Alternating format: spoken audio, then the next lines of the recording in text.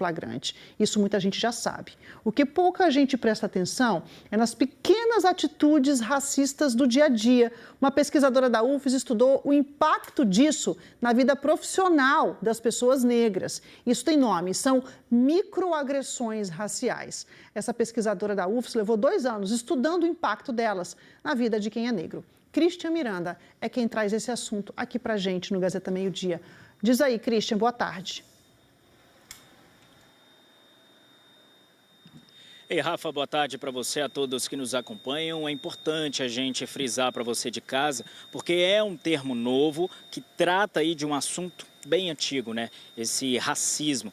Microagressões raciais, nada mais, nada menos do que são aquelas atitudes sutis que muitas vezes a gente não percebe, seja em casa, na rua ou até mesmo no ambiente de trabalho. Um jeito de falar com uma pessoa negra, né? Enfim, pardo ou preto. E também o jeito de agir com essas pessoas. Isso tudo são microagressões raciais. É um termo novo, né, Rafa? Mas que trata, claro, de um assunto que a gente já está careca de saber sobre esse racismo. Como você disse, uma pesquisa aqui da UFES trouxe à tona todos esses assuntos, até para a gente aprender como lidar com essa questão que se trata aí de um letramento racial. Vamos acompanhar na reportagem.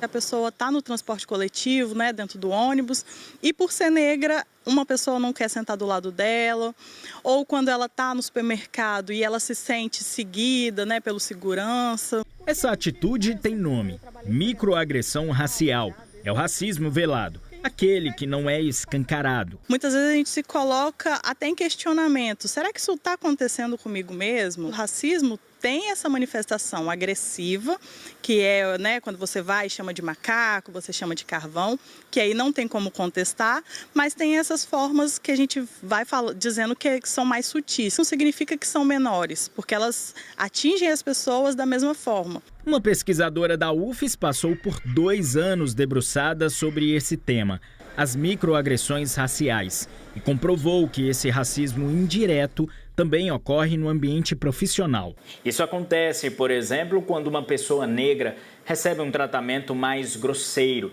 diferente dos colegas brancos. Quer outro exemplo? Quando um negro, no ambiente de trabalho, tenta opinar, mas não é escutado, é ignorado.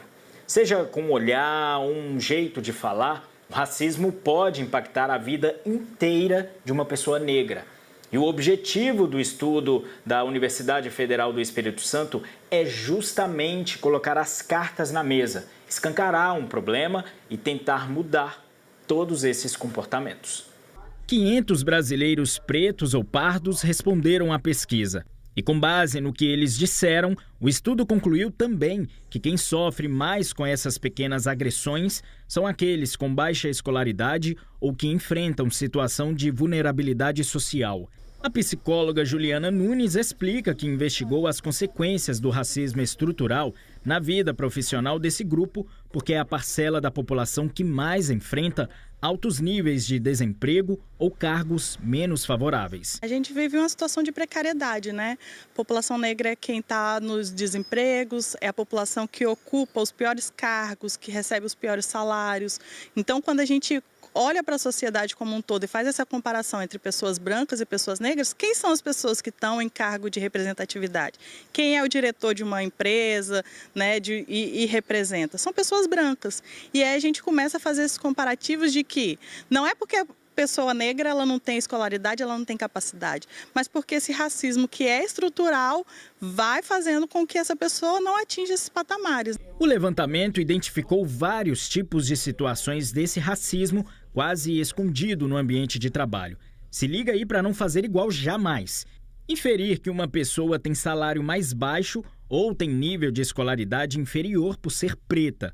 Ignorar quando alguém sinaliza que sofreu racismo e jamais dizer isso é coisa da sua cabeça. Negar oportunidade em processos seletivos por causa da cor e da raça. A reportagem começou falando das microagressões, mas agora vai mostrar a que ponto o racismo pode chegar. As situações extremas, por exemplo, como a que aconteceu com David e a Tatiana em um shopping em 2022, quando foram comprar um álbum de figurinhas da Copa do Mundo. mas desistiram. No ponto de ônibus a gente foi abordado pela gerente da loja e 2 seguranças acompanhados dela. Me revistaram, tiraram foto do meu documento e perguntaram, né, o que a gente tinha roubado lá dentro da loja. A gente frisou, né, mais uma vez que a gente não tinha roubado. Inclusive a gente falou, antes de ir lá para dentro daquela área, a gente tinha falado aonde tinha deixado o álbum. Tatiana estava com 2 mochilas, mas não foi revistada. E aí ele pediu um documento dele, pediu o meu, pegou, tirou foto do documento dele, deixou o meu de lado, olhou as coisas dele, revistou ele e eu só fiquei ali naquela situação. E ninguém fez questão de olhar a minha bolsa. Olha primeiro para a cor da pele do indivíduo, para já daí estereotipar ele como sendo o criminoso, como sendo a pessoa que vai ter capacidade de fazer algo que é ruim, né? Então, por que ela não foi revistada? O que ela tinha de precedente para não ser revistada? O caminho para o fim da discriminação é longo, segundo Juliana. E pesquisas como essa jogam luz a um problema que muitos passam. A gente fala muito do letramento racial, né, para a sociedade como um todo. Tanto para que pessoas negras reconheçam o histórico de desenvolvimento do nosso país, reconheçam por que nós ocupamos esse lugar, né, que é subjugado na sociedade, mas também para a população branca, para que haja o reconhecimento dessa história, para que a gente consiga, a partir daí, igualar e se reconhecer e acabar com o racismo, né?